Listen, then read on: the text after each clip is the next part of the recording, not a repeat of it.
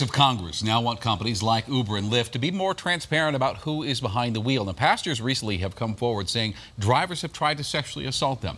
Good evening. I'm Shannon Ogden. And I'm Ann Trujillo. The Contact 7 team found disturbing rideshare reports right here in Denver. Here is Contact 7 investigative reporter Ryan Luby.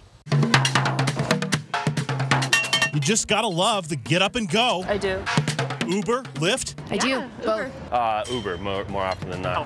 The companies bring convenience, but also concern. I try to be very mindful of people's personalities and kind of feel it out that way. Absolutely. How to explain it? I mean, I've just had a couple weird experiences. So to better understand some of that weirdness that goes on here in Denver, inside of these apps and inside of Uber and Lyft vehicles, we got copies of Denver police reports that detail allegations of some of the worst sexual assault. In 3 years' time, we found 20 reports of interest, allegations against not only the drivers, also the passengers.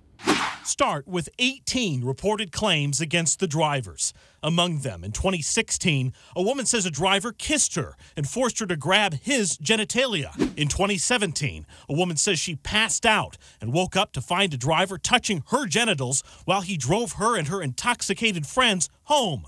On the flip side, he kept reaching up and touching me and calling me sexy and baby. And Uber and Lyft drivers like Naomi help us understand problematic passengers. At the very least, the two we know of reported to police. It's interesting.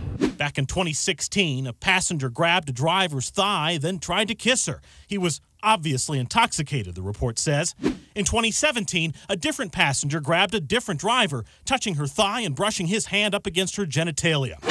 Out of all 20 cases we flagged, claims made against drivers or passengers, only 2 led to arrest warrants and charges based on records we could find, both drivers. One girl I picked up at a 7-Eleven, and she needed me to take her to a halfway house or whatever to do a drug test at midnight. The reality is people like Naomi realize there's trouble in rideshare vehicles, whether it's reported or not.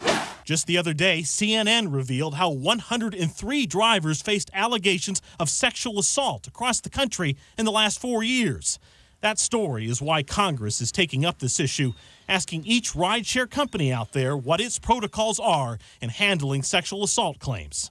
Nonetheless, there's no denying the fact companies like Uber and Lyft are not going anywhere, and neither is that demand to get up and go. Probably not, because it's so convenient. Do you want to get pulled over and get a DUI, or do you just want to trust somebody to not be a weirdo?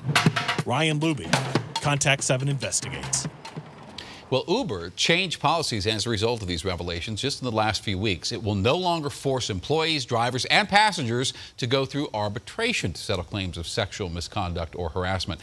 Less than a year ago, Colorado's Public Utilities Commission fined Uber for hiring drivers with felonies and license violations. And you can always contact 7 with problems, with tips. There's our tip line there right on your screen. Also the email address, and we read every message that comes in.